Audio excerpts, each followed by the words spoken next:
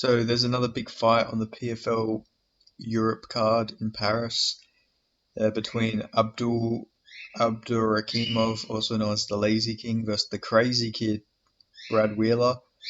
This fight is very interesting. Originally, it was meant to be the Lazy King versus the man who beat Alex Pereira in MMA, Kwamel Otani.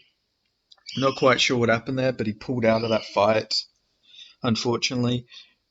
But this fight against Brad Wheeler is very interesting. Brad Wheeler hasn't fought for almost 4 years. Actually, I think it's been over 4 years, actually. Yeah, so he hasn't fought since March of 2019. Don't know if he was retired or injured or what he was doing in that time. Not really quite sure. He's 33 years old, so he's not too old.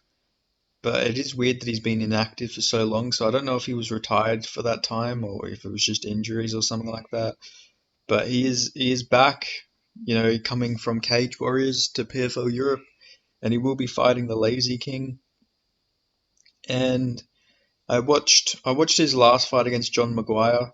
He was getting taken down in the first round, and then he did get a second round KO against John Maguire. So he's got some good hands, but his takedown defense doesn't look that great. And if your takedown defense isn't that good, it's not going to be good for you against the Lazy King. I think this fight is a bit of a mismatch. The Lazy King is a pretty hyped prospect, 28 years old, younger than Brad Wheeler, much more active than Brad Wheeler, super good submission game as well. And we've seen Brad Wheeler, he's been stopped. He seems to get finished with strikes a lot, but he's been rear naked choked. He's been DQ'd. Seems like a lot of his fights are just ref stopped bout between rounds, so he seems pretty tough, but I do think we're gonna see him get taken down, and I think yeah, I think this is gonna be a really good performance from the Lazy King. First round, I think he's gonna get him out of there. I think he's just gonna just put a beating on him on the ground and either sub him or ground and pound him. I just not a good matchup at all, I don't think, for Brad Wheeler, especially to come back after such a long layoff. Like the Lazy King is a legit prospect, has some really good wins, really good submission game. So yeah, I think he's just gonna get Brad Wheeler down, and I think that that's gonna be all she wrote. It's a very interesting fight, but I do realize that it's not the greatest. Like I do realize that yeah, it's not always easy to find replacements, especially in Europe. So I guess Brad Wheeler was the best they could get. But who knows? Maybe Brad Wheeler pulls this off and he goes on a run, and we all look silly. But I do think the Lazy King is going to win this. Honestly, I'd be shocked if he didn't win this. Like, I'd actually genuinely be shocked. But he is a pretty good prospect. He did have a pretty tough fight his last fight against the Polish tank, Rafael Haratakik. He was down in that fight if I remember. Yeah, he was down in that fight, and there was like 20 seconds to go, and then he got a knee bar. Just shows how crazy his will to win is. But like, he can come back from adversity. He's not just a guy who can just run through people. He can actually fight in competitive fights and make his way back. That's something you really do like to see from the Lazy King. Like, at least he's not a guy who can only be the hammer and not the nail. Shows that he can, he can. It just shows he's got a good level of adversity he can face. And the thing about that fight is he's not a middleweight, and that fight was at middleweight.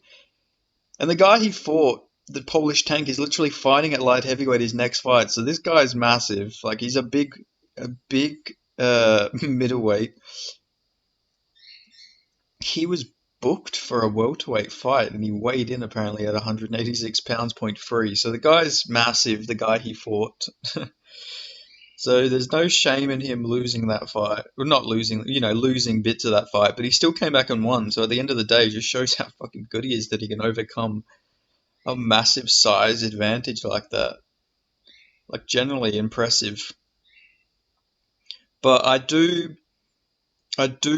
have the Lazy King getting this one done pretty easily. Like I say, I just who knows how motivated Brad Wheeler is? Like, who knows what he's been doing the last few years? Maybe he's been improving in that time, but I have a feeling he was maybe just coaching or something and he was waiting for maybe a short notice opportunity or something like that to arise.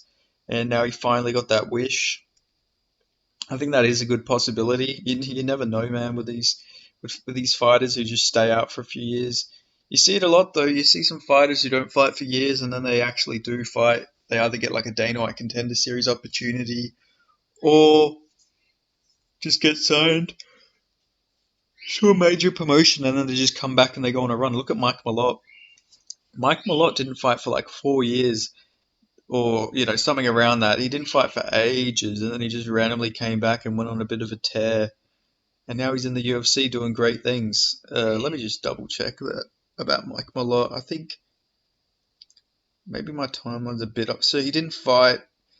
Okay, so it was a year, but before that it was 2017, 2015. So he was very inactive. Then he took a fight in 2020 and then got a fight for Dana White Contender Series, and now he's just been super active, which is cool to see. But yeah, going back onto what I was saying before, I don't think Brad Wheeler is like a Mike Malott. I think this is just going to be a fight he takes just on short notice. I don't think he's going to be fully prepared for what the Lazy King has to bring either.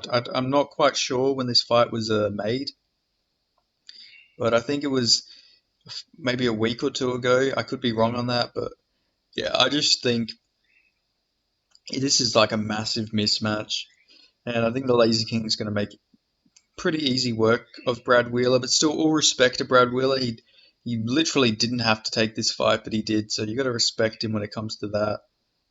But yeah, I don't think this is going to go well for him. But who knows? I could be entirely wrong, and he could completely prove me wrong and go on, go on and achieve massive things. But we'll find out on the day of the fight, I guess. But yeah, excited to see the Lazy King. Hopefully, I can find a way to watch this card.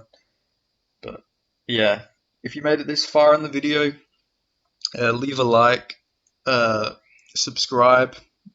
Let me know your thoughts on the fight, and I'll see you guys next time in the next video. Thank you.